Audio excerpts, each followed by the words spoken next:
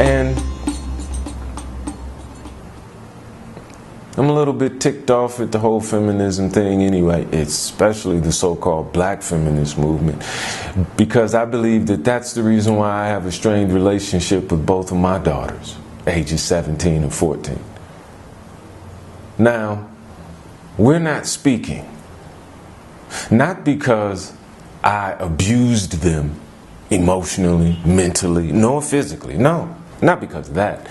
It's because I moved. You get that?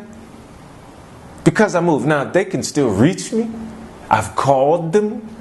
I've given them my number. But we don't talk now. And it could be because this whole society, for one, says that men are worthless.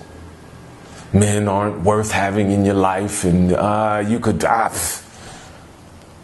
But then especially when it comes to the so-called black community, y'all really go, you don't need that motherfucker. So they're going to live their life, I suppose. I don't know. The Most High is going to have to intervene into this. But then eventually, after they've lived, excuse me, and matured in life and had more experiences, sadly, they're going to look back and realize that what they chose to be upset about was nothing. And then they're going to have a whole other set of issues with that. So, I've just been watching quietly. This is the reason why I haven't made too many clips lately. Because I've just wanted to not get caught up in the emotional fray and tornado of rhetoric and bullshit out there.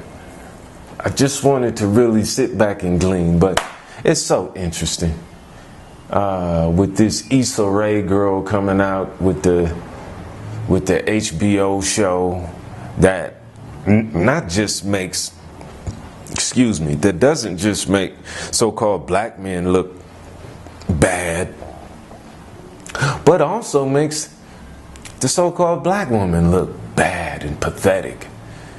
And they had the nerve to label it a comedy. For who? David Duke and Trump supporters? Like literally, this is something that only a so-called white supremacist would find comical and entertaining.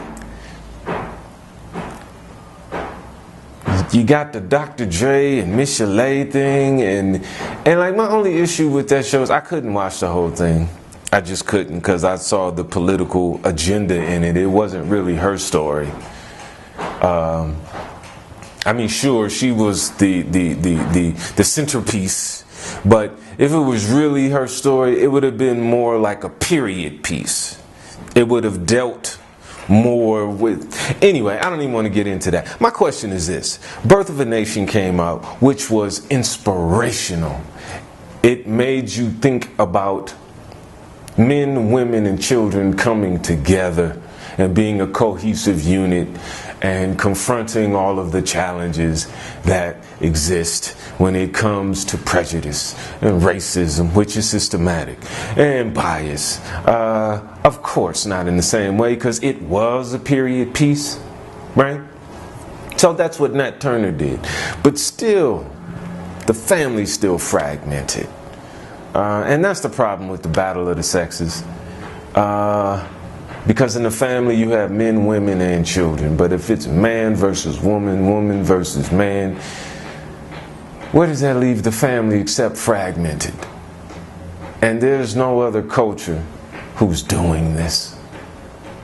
So, I don't know. I just know that if so-called black women, that if you truly did think for yourself, you would be dealing with issues that address you specifically, the way that feminism, your first collaboration, did not address. Hence, that's why you're calling yourselves black feminists. I mean, you couldn't even come up with an original name for your thing, but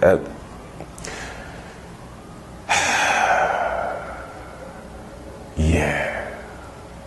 Thanks for leading us back into slavery, black women. And why do I say you're doing it? Because you have the entire system behind you. Until men, especially so-called black men, have the same reproductive rights as you,